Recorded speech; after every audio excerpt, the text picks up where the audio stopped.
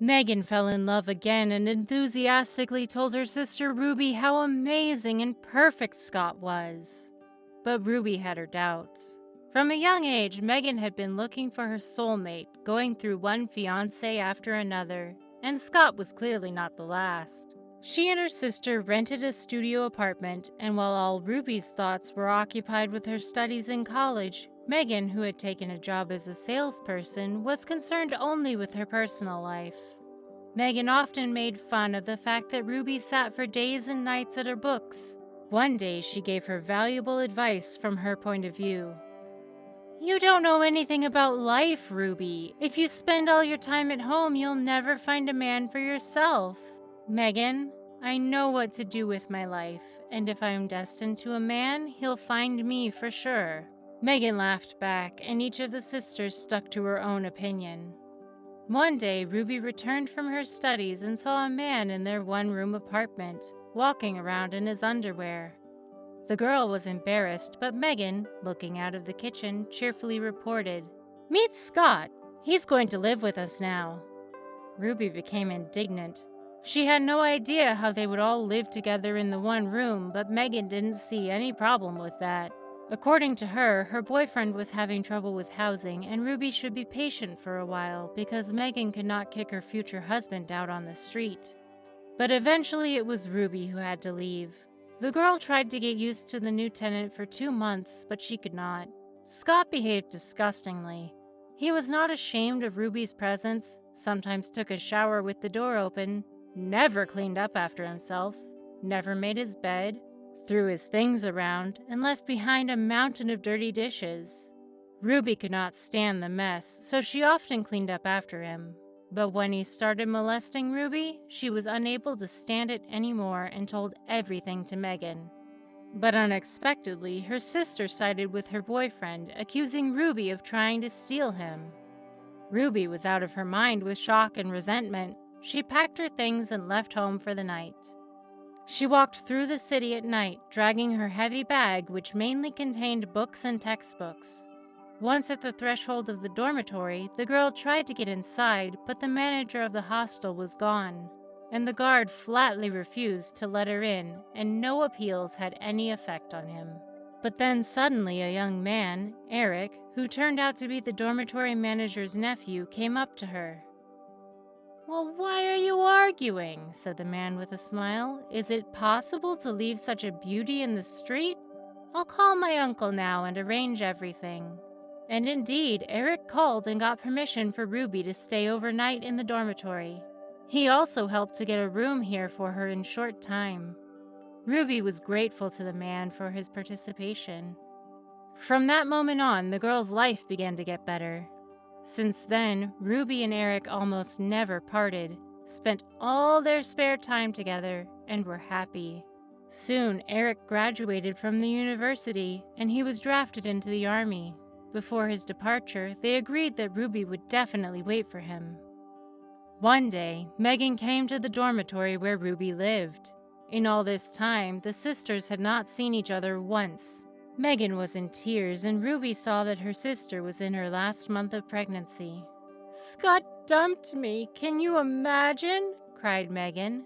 "I wanted to tie him to me and got pregnant, and he, when he found out about the baby, just left. And not just left, but also took some of our things, and now I don't know what to do. I don't want this baby. I won't be able to love him." "Don't say that. You will be able to. The baby is not guilty of anything." Ruby tried to put her sister on the right track.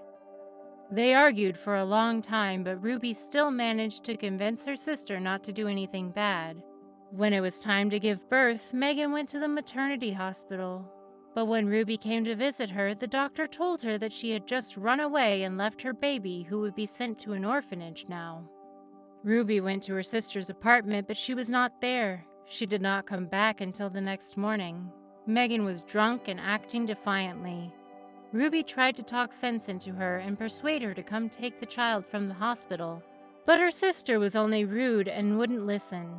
Ruby decided to postpone a serious conversation for when Megan was sober. She somehow got her to bed, and when she came home from her studies, she found a note on the table from Megan. She wrote that she was leaving for good and there was no need to look for her. Ruby cried, and then, after calming down a bit, she decided to take the baby with her. At first, she lived with the baby in the apartment where she and her sister used to live. But Ruby could not cope with her studies because of the baby, and after a while she finally had to take a sabbatical. She and the baby returned to her parents in the village. Seeing their unmarried daughter with a baby in her arms, her mother and father were upset at first. But when they saw the sweet face of their grandson Tommy, they shed tears and forgave their daughter. Ruby could not tell her parents that Tommy was Megan's son because they had always scolded her sister for her frivolous nature. Time passed, Tommy grew up, and Ruby grew increasingly attached to the boy every day.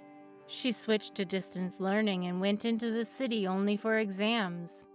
One day, Ruby saw Eric not far from her college, and he was hugging a young woman. Of course, after he had returned from the army, he tried to call Ruby, but she had changed her number, and he just resigned himself to the fact that he had lost her forever. At one moment, Eric's eyes met Ruby's, and she was embarrassed and hurried to hide behind the doors of her college. Her heart was pounding so that it seemed to jump out of her chest, and tears came to her eyes. She realized that she herself had ruined everything, but remembering Tommy's cute face, she wiped away her tears and, clenching her teeth, went to the exam.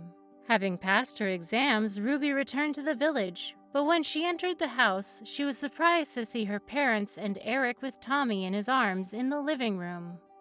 "What are you doing here?" asked Ruby dazedly. "I came after you. I also talked to your parents."